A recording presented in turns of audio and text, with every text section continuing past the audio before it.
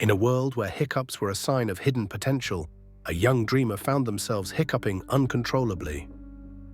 "Why do I hiccup so much?" they wondered. A wise elder replied, "Each hiccup is a spark of your untapped power." Inspired, the dreamer embraced their hiccups, realizing they were moments of growth.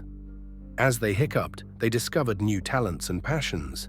"Hiccups are not a hindrance," the elder said, "but a reminder of your potential."